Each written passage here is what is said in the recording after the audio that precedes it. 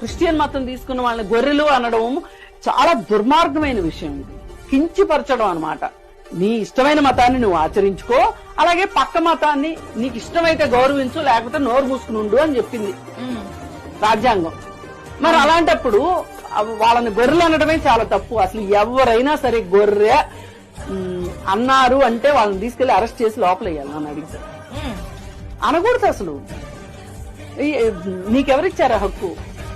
ఈ దేశంలో హిందువులు ఎక్కువ ఉన్నంత మాత్రాన మీరు వేరే మతాన్ని, మైనారిటీ మతాలని ఇష్టం వచ్చినట్టు మాట్లాడే హక్కు మీకు లేదు. ఇక్కడ అసలు ఒక 2% ఆశ్రయించే పార్సీ మతం ఉంది మన దేశంలో. ఇంకొంచెం ఎక్కువ శాతం ఆచరించే సిక్కు మతం ఉంది. మీరు ఎలా మాట్లాడతారు మీకంటే తక్కువ మతం గురించి? అదేమంటే వాళ్ళు మత మార్పిడులు చేస్తున్నారు అంటారు. మత మార్పిళ్లు వాళ్ళకి ఇష్టమయ్యే వెళ్తారు కదా మతంలోకి. ఎవరికైనా గొంతు మీద కత్తి పెట్టి మతం మారమని అడుగుతారా ఎవరన్నా?